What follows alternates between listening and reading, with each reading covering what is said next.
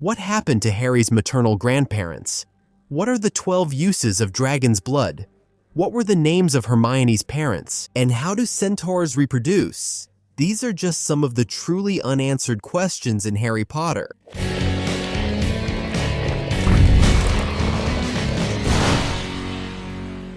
Hey there, wizards! How's it going? Many of the questions people say are unanswered in Harry Potter actually do have answers. People just didn't look properly, or they didn't know where to look.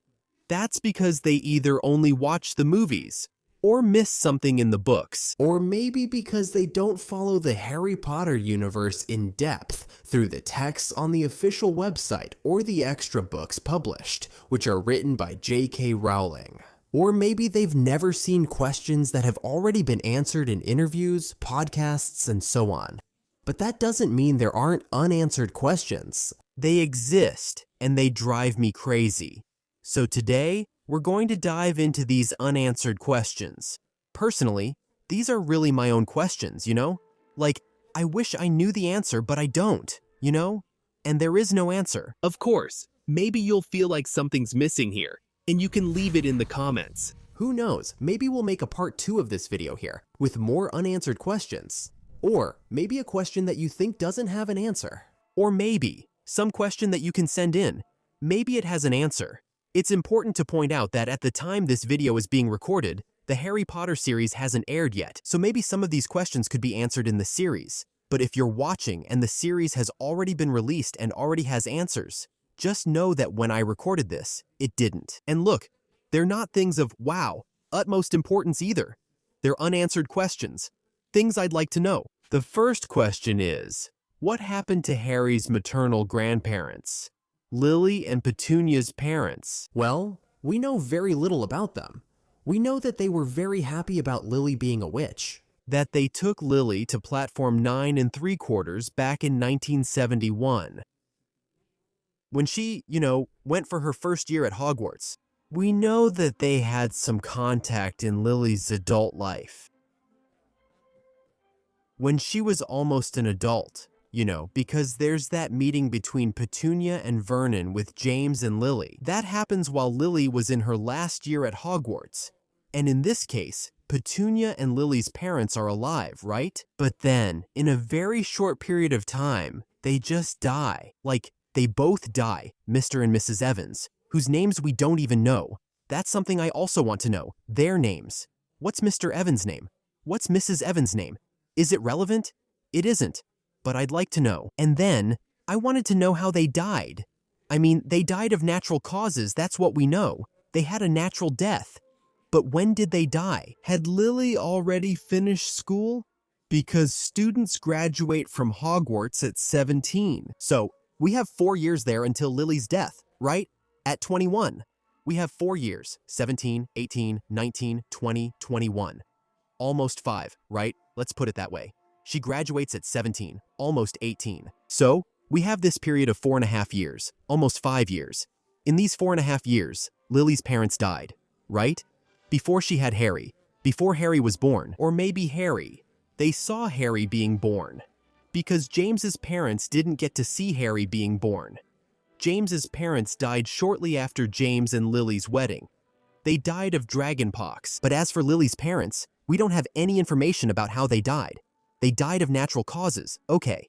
But did they die together? Like, I wanted to understand first what they died of. Okay, natural causes. So, they died of natural causes, fine. But did they die close together? How did that affect Lily? How was it? Because I kept imagining, like, at the funeral, obviously. The daughters at the funeral, Petunia and Lillian at their parents' funeral, their father and mother. I keep imagining it, actually. I wanted to understand how that happened, Like, I really wanted to. Do you get it? I don't know if you guys can understand that, like, wow, it's not something essential to the story, but I would like to know. Like, it would be nice to dive deeper into that, to go further into it. So, like, what happened to them? That's my big question. I know they died, but how did that happen? At what point in the story? When exactly did it happen? Did they get to see Harry being born? Did they get to see Dudley being born, Did they get to go to Petunia and Vernon's wedding, like questions. Another question for me. I've even mentioned this before in some things, but it's, how did Hagrid get to the hut? We know he flew. He says, flew. Harry asks, how did you get here? Flew, of course. But there are some very specific points when we talk about Hagrid flying. We know he has the motorcycle, okay? The enchanted motorcycle that belonged to Sirius and all, and that he flies on it, okay? But he doesn't go there by motorcycle. Well, at least as far as we know, he doesn't go by motorcycle. Because the motorcycle isn't there. The motorcycle isn't at the place. When he and Harry go to Diagon Alley the next day, they use the little boat there and go back to the shore. And there's simply nothing there for Hagrid to have come flying on. He didn't come flying by himself, because nobody flies without any help, except for Voldemort and Snape. Yeah, and the Death Eaters in the movie, right? But ignore that. No broom can support Hagrid's weight, no creature can support Hagrid's weight. That's stated in the books, okay? Now, if he arrived flying, I imagine he could have gotten there flying on the motorcycle. And the motorcycle, I don't know, disappeared. He cast a spell for the motorcycle to be sent back to its place. He cast a spell. Remember that Hagrid had pretty limited magic, okay? Why is this an issue for me? Why do I wonder? Hagrid has limited magic because he was expelled. There are several spells he can't do properly. That spell he used on Dudley, where Dudley ends up with a pig's tail, he actually wanted to turn Dudley completely into a pig, not just give him a tail. So, my point is, Hagrid isn't great at spells. He can't do much magic. Just some really basic things. So, would he be able to transport that motorcycle somewhere else with a spell? Or did he enchant the motorcycle to return on its own? Because I imagine he arrived on the motorcycle, you know? Like, he says, I got here flying. But how? Flying how? He didn't apparate, because I don't think Hagrid can apparate. There's no information about him apparating or disapparating. Because they learned that in the 6th year, right? And he was expelled in the 3rd. Anyway. I don't know if that's a question you ever asked yourself, but I do. Another question that also comes from this Hagrid thing is, how did the Dursleys get back from that shack?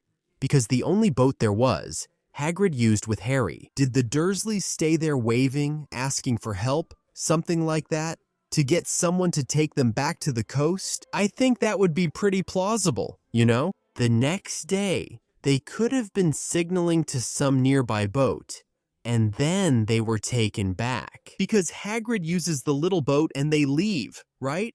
Harry and Hagrid leave. And then, when Harry comes back from Diagon Alley, on the same day, at the end of the day, right? That day, he takes the subway and goes back to the Dursleys' house. And the Dursleys are at home there. Now, like, how did that happen? You know? That's the question. How did that happen? How did they actually get back? That they got back, we know, that's a fact. How did they do it? Now, a question that intrigues me.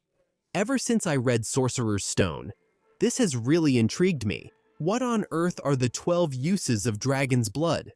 On Dumbledore's chocolate frog card, what does it say? He is particularly famous for having defeated the dark wizard Grindelwald in 1945, for having worked in alchemy in partnership with Nicholas Flamel, and for having discovered the 12 uses of dragon's blood, which was a very important thing there. And then, when you look, the books don't actually mention the 12 uses, you know? They don't mention all 12, just one thing or another. And then, when you start researching the 12 uses, you get lost in research and everything, but you don't get an official answer. The only official answer we have about the 12 uses, of course, we can imagine, right? There are some moments like, oh, Slughorn uses the blood to disguise the place. But for what exactly? To pretend it's human blood there? We see Hagrid using a dragon stake to put on his wounds, a bloody stake to put on his injuries, when he comes back from the mission to the Giants. All right, but it's not specified, you know? And then, someone asked J.K. Rowling about this. They asked her, what are the 12 uses of dragon's blood? And then, she answered the following, I have a great reason not to tell you. The screenwriter of the movie wants me to give him this information, but I can say that the 12th use is for cleaning ovens. In other words, you use dragon's blood to clean ovens, all right? So, Steve Kloves, who was the screenwriter of the movie, gave an interview to the LA Times, and they asked him this in the interview. What kind of things do you ask Rowling? And then he said, lots of things, even something really simple. Once, I asked about the 12 uses of dragon's blood, which are mentioned in the books. There are writers who write 12 uses of dragon's blood, without having the slightest idea what they are. It just sounds cool. But I sent her an email asking, and that was 10 years ago. And 25 seconds later, I got an email back with the complete list.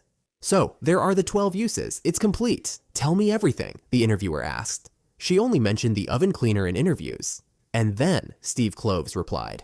And then he said, yeah, one of the uses is oven cleaner. Another is stain remover. So, that's 2 uses. It was really amazing. Actually, in the books, here, he completely dodges the question. Steve Kloves doesn't answer the rest. So, we have oven cleaner, stain remover, Hagrid using dragon meat with blood on wounds, and Slughorn using it to disguise the residents. Okay, we have 2 confirmed, 2 that are probably it. But what about the others? What about the others? There are 8 more uses for us to find out. I wanted to know what the uses are. They use it in potions, okay? What are the other uses for dragon's blood? Because, we only have suggestions, ideas, theories. We don't have anything confirmed, you know? That's what I wanted, for them to confirm it. Is it so hard for them to talk about the uses of dragon's blood? It's not. The series could tell us that, right? It could answer that, couldn't it? Be honest. Because if she says it, J.K. Rowling said, I have a great reason not to tell you. What's the reason? What is this reason, my god? Because later, nothing mind-blowing was revealed in the story about dragon's blood.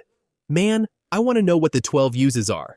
Officially, I want to know. And man, I remember that the 12 uses of dragon's blood was something, back in the day, when the books were out and the movies were being released. That was a recurring thing. People were like, man, what could it be? People would give suggestions and everything. Theories would come up. And I was like, man, I even thought could dragon's blood have something to do with Harry, with Voldemort? That it could be useful somehow in the connection between them? But nothing important was revealed about the use of dragon's blood, man. Nothing, nothing, nothing, nothing, nothing, nothing. So, please, reveal this in the series, please. Another unanswered question, and this one I really hope the series will answer. What are Hermione's parents' names, you know? What are their names, man? We only know that they're Mr. and Mrs. Granger, who are dentists. And that's it. We only find out in Deathly Hallows. When Hermione alters her parents' memories, she makes them believe they're Monica and Wendell Wilkins, right? They're just 2 muggles and all. But that's not their real names. That's just the name of the people they think they are. So, what's their real name, you know? There's a rumor that in the series, Hermione's mother's name will be Sarah, that they're going to name her Sarah, right? Sarah. I don't know, will they? Sarah. Sorry, that was terrible. Do you think they'll give them names? Man, I really want to know. I wish they had names. It's not just something we made up, oh my god, but I think it adds something to the whole thing. It enriches it, you know? Showing Hermione there more with her parents and their names, I think that would be cool. Another thing that always comes to my mind, you know? How long does a house elf live? That question comes to me while I'm, I don't know, doing anything. I'm lying down to sleep then. You know that meme, hey, are you sleepy? From the brain? So that's the meme for me. Hey, are you sleepy? How long do house elves live? There's an idea that it's around 200 years on average, but that's not official. It comes from a quiz answered back in the day on J.K. Rowling's website. Before Pottermore, there was a quiz called Wombat. It was a test like the Noms and Nims, so people would take this test, but there was no answer key. There were no answers. People would just get a score. You would only receive your grade, so there were no answers, you know? So, those who took this test at the time, they put this answer about house elves living around 200 years as the one that scored the most points, so they consider it correct. But if we stop to look, we actually have information there. In Order of the Phoenix, Sirius tells Harry, when he's showing him the Black family tree, about Elidora Black, one of his ancestral aunts. She was the one who started the tradition of beheading the family's house elves when they were too old to carry the tea trays. And also, we see Creature saying there that his greatest ambition was to have his head hung on the wall, like his other ancestral house elves, his mother, and so on. But if Elidora started this tradition, we can see the Black family tree. Want to see? Let me even open it here. Elidora Black was born in 1850. I even have a family tree here next to me, but you won't be able to see it. Let me grab it to check. See? And then, you see the date. She was born in 1850. If an elf lives on average 200 years, and for an elf to be considered elderly, they have to be around 190–200 years old. So, it doesn't really make sense for her to have started this tradition in 1850 and for Creature to be acquired. To be an elderly elf who's there in the family, and for his mother to have been decapitated there, you know? Because 200 years haven't passed since Elidora's birth, because she didn't, like, let's suppose in 1860 she was 10 years old, in 1870 she was 20 years old. Let's suppose she started this tradition around 1865 more or less, right?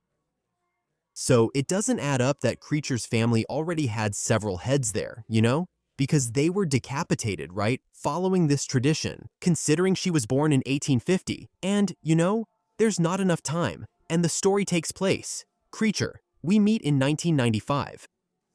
There's not enough time for that to have happened, you know? The elf lives for 200 years, and when he's old, they cut off his head, right? And there are several heads there, so at least 400–600 years would have had to pass, you know? And that much time hasn't passed. I don't know, man. The monkey killed the elf for another reason? Decapitated the elf for, I don't know, he wasn't old? All right, but the thing is, we don't have the official answer. How long does a house elf live? I'd like to know. And another thing I wanted to know about elves.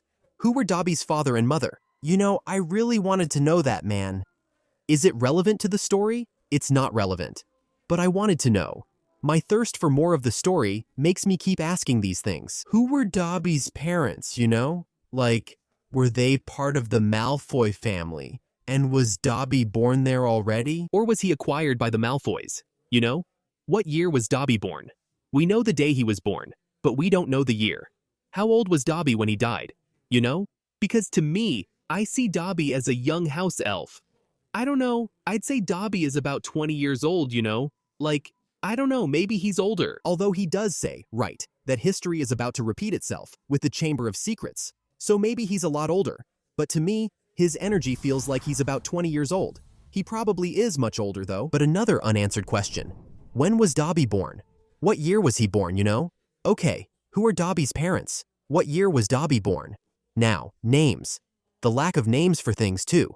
That keeps going around in my head. What was the Bloody Baron's name, my friend? Because we know that the Grey Lady was Helena Ravenclaw. We know that Nearly Headless Nick was Sir Nicholas de Mimsy Porpington. Now, the Fat Friar, we don't know his name. His name wasn't Fat Friar. He must have had a name. Friar was his title, right? He was a friar. That was his title. So, what's the Fat Friar's name? What's the Bloody Baron's name? Baron was also a title. It was his title. He was a baron. What was his name, you know? That's what I wanted to know. Now, when Helena Ravenclaw's story gets told, can you imagine the flashback? The chance that we might see the founders in the series? Have you ever stopped to think about how rich this opportunity is? We could see the whole plot. Helena stealing the diadem, going to hide it, getting to know Rowena, the other founders. And then we could find out the Baron's name there too, you know? Like, I think it would be really cool if we found out. I think it would make the story even richer. Another big question I have involving the Bloody Baron. Why on earth is Peeves so afraid of him, since Peeves is a poltergeist? He's not even a ghost. He's more than a ghost. He has more powers than a ghost. Why is Peeves afraid of the Slytherin ghost? Why is he afraid of the Bloody Baron, man? I really want to know why he's afraid of the Bloody Baron. I don't know. Have you ever wondered about that? Don't you want to know that? If you didn't before, now do you want to know? Because I want to know. I want to know why he's afraid. Afraid of the Bloody Baron, man. This one, I'm sure most of you share the desire to know, which is the full ritual for making a Horcrux. We already know that part of the ritual is a murder. I think that's one of the biggest things fans want to know, you know? Like, it's unanimous. No, it might not be unanimous, but still, most people definitely want to understand how to make a Horcrux. And like, I know the chances of it being revealed are very small, because the author herself already said, I'm taking this to the grave, no one will ever know. But I wanted to know, man. I wanted to know. Another thing that, for me, the series can also address is a question I ask myself a lot. What happened during the nearly 24 hours Hagrid has Harry after the attack in Godric's Hollow? Because the attack happens on the night of October 31st, Hagrid only takes Harry to the Dursleys' doorstep on the night of November 1st. Because we have the whole day of Vernon going to work, hearing the rumors and everything going on. He hears people talking about the Potters and all that. Then he goes to sleep. And then, in the early hours of that day, at night, they leave Harry at the Dursleys' doorstep. And then, Harry is only found on the morning of the 2nd. In other words, Hagrid is said to have picked Harry up immediately after. So, right after the attack happened, Hagrid went straight to Godric's Hollow, picked up Harry, and took him out of the house. He even says that there were already Muggles gathering, wanting to invade the place, curious about what had happened. So, he took Harry right away. What was he doing during those 24 hours? That's something this series could fill in, man.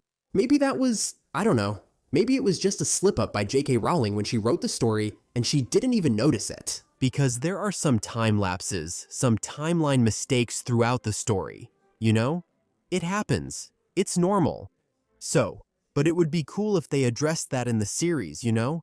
Like, what if it was an order from Dumbledore not to take the boy straight to the Dursleys' house? Because Dumbledore still had to investigate some things and had to extend Lily's spell protection. Because he really does that. He extends the protection of Lily's sacrifice to the Dursleys' house and says in the letter to Petunia that if she accepted Harry, she would seal that spell. So, it's a gap that can be filled, you know? And then Hagrid staying in a hiding place with Harry at some point during that time, you know? During that period. Until taking him there to the street where the Dursleys live specifically. Because there's this really long period of time, you know? So, man, that's a question I ask myself too. What happened? And we don't have an answer. And since we mentioned the 12 uses of dragon's blood, right? Which was a very important thing, a very important discovery by Dumbledore. In fact, there was even when Dumbledore died and Rita Skeeter published that book, The Life and Lies of Dumbledore, she says that it was another wizard who had discovered the uses, and that Dumbledore just took credit for the work. The wizard had already discovered like 8 uses, you know? Anyway, dragon's blood. But besides dragon's blood, what work did Dumbledore do with Nicholas Flamel in alchemy? Because it wasn't the Philosopher's Stone. Nicholas Flamel was already over 500 years old when Dumbledore was born. Dumbledore was born in 1881. Nicholas Flamel, in 1991, was 666 years old. So, Dumbledore, in 1991, was 100 years old. That means, when Dumbledore was born, Nicholas Flamel was 566 years old. So, the Sorcerer's Stone was invented long before Dumbledore was born. A lot of people even think that Dumbledore helped create it, but that's a misunderstanding. What were those works? Before, there was that theory about Aurelius Dumbledore, right? About Ariana and all that. It was an incredible theory, but unfortunately, it didn't happen. It didn't play out in the story. So I really wanted to know what those works are too. Is it important to the story? Is it essential to the story? But I wanted to know anyway. Another question that doesn't have an answer. When exactly were Neville's parents attacked? And there's a big mystery surrounding Neville's parents for me. Were they hiding under the Fidelius charm maybe? If so, who was the secret keeper? When were they attacked? Because we only know that they were attacked after Voldemort's downfall. Immediately after Voldemort's downfall? No, I don't think so. Not like, wow, the very next day after Voldemort's downfall. No, they were attacked. It's described that way. People were already feeling more insecure because of Voldemort's downfall. But Frank and Alice were Aurors, so they weren't fools. They wouldn't just stay put. They knew how many followers Voldemort had, that not all of them had been caught, so they knew there was a certain danger there. They themselves wouldn't be at ease, you know? So, it's said that the wizarding community was very shocked because Voldemort had already fallen. So, when did this happen? What was the time period? Like, was it a few months later? Was it a year later? What happens is that the Ministry of Magic was hunting down the remaining wizards, right? The ones who were left, who followed Voldemort. There were even arrests there with Karkaroff turning people in. So, when did this happen? In what period did this happen? That's what I wanted to know, and I really wanted the series to show that really. Another point, this one, man. Wow, this is something that's silly, but it also bothers me. How did Scabbers get there? How did Wormtail end up with the Weasleys? We know, he belonged to Percy. And then, after Percy got an owl for being named prefect, The rat went to Ron and stayed with him until it was revealed that he was actually Wormtail in disguise and blah blah blah. But how did he end up with Percy? That's what I wanted to know. Did Percy buy the rat? I doubt it. What probably happened is that Wormtail went into hiding to be with a fam. Actually, not probably. That's what happened. Wormtail hid in a wizarding family so he could stay familiar with what was happening in the wizarding world. That's a fact. It's even in the book, in the third book. Now, the fact is, how did that happen? Did he just show up and Percy looked and said, "Oh, a rat, I'll adopt it. Daddy'll love it. Daddy'll take care of it"? I just want to understand how that happened, you know? How did that go? Man, it would be really cool if the series showed that, you know? Somehow. Percy, I don't know, looking at the rat like that, he's in his room doing whatever. Then the little rat shows up looking hungry. Then Percy goes, "Oh, poor thing. Do you want a cookie or something?" They share some food with Wormtail, you know? With Scabbers, right? Without us knowing he's Wormtail. And that kind of creates a bond with him. You know, I don't know. I wish I could understand how that happened. What made it? What was decisive for Percy to say, "I'm going to keep this rat"? Because that was in 1981, right? Wormtail, he runs away. He fakes his own death in 1981. Did he spend some time wandering around on the run and all in disguise? Or did he go straight to the Weasleys' house? Did he go straight to where Percy lived? Was he adopted by Percy right away? That's what I wanted to know, which doesn't have an answer. That's what I wanted to know. We know he goes to the Weasleys. We know he's there. But how did he get there? How did he end up staying there? You know? Another question. How did Filch get to Hogwarts? Caretaker Filch, because he's a squib, right? Could he have been the child of someone Dumbledore knew? And is that why he wanted to hire him as the caretaker? Could he have been, I don't know, a relative? The child of someone Armando Dippet knew? I don't know. Who were Filch's parents, you know? Don't you guys feel curious to know these things? I don't know. Sometimes I'm weird. Sometimes I'm strange. Just because I want to know, like, who the parents of the Hogwarts caretaker were, since he's a squib. I think it's interesting to know that. I'd really like to know, you know? So, who are Filch's parents? Does he have siblings who are wizards? Is he an only child? How did he start working at Hogwarts? How did that happen? I'd like to know. This is also a question that, wow, it's really valid. How do centaurs reproduce? The centaurs who live in the Forbidden Forest. Because, like, there are only male centaurs there, right? There are no female centaurs. And, like, there aren't any, it's never mentioned in the story. And J.K. Rowling confirms, there are no female centaurs. She confirmed this in an interview in 2012, in November 2012. And there's also some confusion because in the Wombat, those tests, one of those questions came up, right? That, oh, there are no female centaurs and all that. So, we don't know. Do they really exist or not? J.K. Rowling in the interview says they don't exist. But is that a controversy? What's going on? We want to know, I want to know. Where are the female centaurs? How are baby centaurs born? You know? That's what I wanted to know. And the same question applies to the Veelas. You know the Veelas, those creatures, they're the mascots of Bulgaria's national Quidditch team. They look like beautiful women, but they turn into a kind of harpy, right? That spits fireballs anyway. There are no males of this species. That's how it's described. There aren't any. There are only females. So, how can there be a pure Veela? We know that Fleur's grandmother was a Veela, right? How was she born? How does she exist? You see, I mean, of course, here we're starting from the very natural principle that we see in all living beings, or at least most of them, that you need a male and a female to have offspring. Could it be like seahorses, where it's the father who gives birth to the babies? Anyway, it's like the Veela, 100% Veela, which is the female creature. For her to exist, how is she born, you know? And then, we know that Fleur is half Veela, because she's the daughter of a woman who's the daughter of a Veela and a wizard. So, like, when a Veela has a child, that child is part Veela, not fully Veela. And the full Veela, where does she come from, you know? That's the question. Things I wonder about. And the dwarves in Harry Potter? Do you remember the dwarves? There are 2 occasions where there are dwarves in Harry Potter. One is in Chamber of Secrets, when Gilderoy Lockhart decorates for Valentine's Day. And then there are dwarves dressed as cupids there, delivering the notes. And in Prisoner of Azkaban, there's also a dwarf, when Harry is staying at the Leaky Cauldron, right? It says that he saw all kinds of wizards and witches, dwarves, and so on. We have goblins, who are definitely not dwarves. We have gnomes, who are creatures that are definitely not dwarves. So what are dwarves in Harry Potter? Are they beings? Are they creatures? Are they wizards? Are they just wizards? With a shorter stature because of this condition of dwarfism.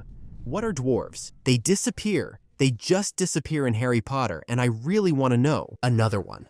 This is also a question that I'm sure many of you ask yourselves, that many of you try to understand. And man, there are questions like this. I know that sometimes we'll just never have an answer, but this is one of them. But still, I want to know, how was Hagrid conceived? Because Hagrid's mother was a 6-meter tall giantess. Hagrid's father was a wizard who was about 1 meter 70-something tall. The opposite would be very complicated. I think maybe impossible. But I wanted to know, how did that happen? No, I mean, I know how it happened. It happened, right? Love happens in inexplicable ways. But I just can't, man, because imagine the size. Seriously? Do you guys understand? So, how did he get it? It's just that there are kids watching me here, so I don't want to go too deep into it. But that's the question. How? I mean, how not? All right, as we know. But do you get it? There was like an Engorgio there. Like, Engorgio and bam? I don't know. Now, a more serious question. What happens to the body of a person who dies by going through the veil? Sirius's body simply doesn't exist. Sirius goes through the veil, he dies. But what happens to the body? Because passing through the veil means going to the afterlife. It's the spirit, the person's soul, that goes to the afterlife. And does the body disintegrate? What happens, Because the veil makes me really curious. The veil raises a lot of questions for me. Because the veil, it's a portal there. There's this veil, and you see the other side. You're not really seeing the other side as it is. You only see the other side of the space.